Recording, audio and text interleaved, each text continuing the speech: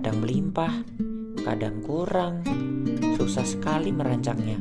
Harga jadi tidak stabil, pendapatan juga ikut-ikutan tidak stabil. Gimana ini?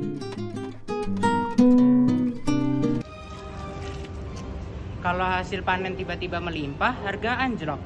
Tapi kalau harga menurun, impor yang naik. Kasianlah kita-kita ini. Data BPS menunjukkan fluktuasi produksi jeruk mencapai 6% per tahun.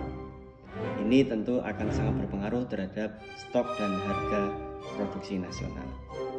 Kami butuh prediksi yang akurat untuk bisa menentukan kebijakan stabilisasi harga dan pasokan di Indonesia. Untuk mengatasi ketidakpastian ini, peramalan produksi jeruk sangat penting. Penelitian kami bertujuan untuk meramalkan produksi jeruk dari tahun 2024 hingga 2033 dengan model ARIMA, sekaligus menguji akurasinya. Masalah utama adalah ketidakpastian produksi yang menyebabkan inefisiensi rantai pasok dan kerugian ekonomi hingga 25%. Kami menggunakan data produksi jeruk nasional dari FAO sejak tahun 1961 hingga 2023. Data dari waktu ini dianalisis dengan model ARIMA karena fleksibel menangkap pola tren dan juga fluktuasi. ARIMA dipilih karena mampu menangani data tidak stasioner. Ini adalah metode yang sangat teruji untuk data deret waktu. Model terbaik kami adalah ARIMA 517. Artinya ada 5 lag autoregressive dan 1 differencing dan 7 lag moving average. Pola ini juga menunjukkan pertumbuhan positif, di mana komponen AR5 menandakan produksi tahun ini dipengaruhi kuat oleh 5 tahun sebelumnya. Sementara MA7 menunjukkan bahwa koreksi dari kesalahan peramalan masa lalu juga penting. Model ini menangkap sebagian besar informasi historis data. Hasilnya menunjukkan tren produksi meningkat stabil hingga 2033, tapi dengan interval kepercayaan yang melebar di tahun-tahun akhir. Artinya, prediksi jangka panjang lebih berisiko. Kalau bisa tahu produksi naik, saya bisa rencana tanam lebih banyak dong. Untuk evaluasi akurasi model, kami menggunakan metrik seperti MAE, RMSE, dan juga MAPE.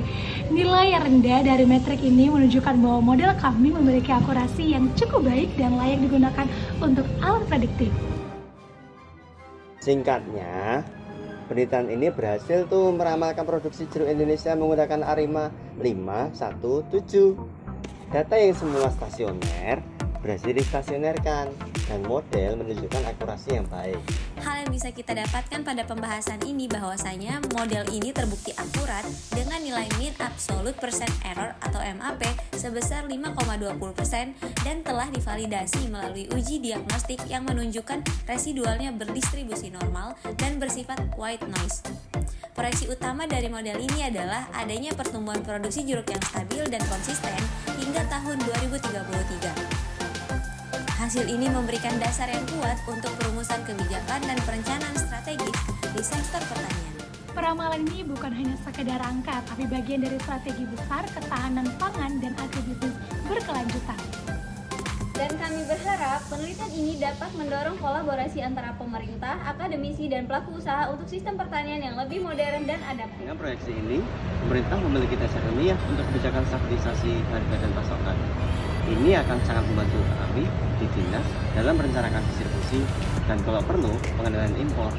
Berarti saya bisa lebih pasti dalam menentukan kapan harus tanam, berapa banyak tenaga kerja yang dibutuhkan, bahkan mungkin bisa membuat kontrak penjualan jangka panjang. Nah, ini benar-benar sangat membantu mengurangi resiko kegagalan dan meningkatkan pendapatan kami. Terima kasih.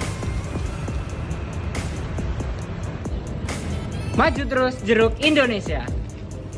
Demi jeruk Indonesia yang lebih stabil dan berkelanjutan.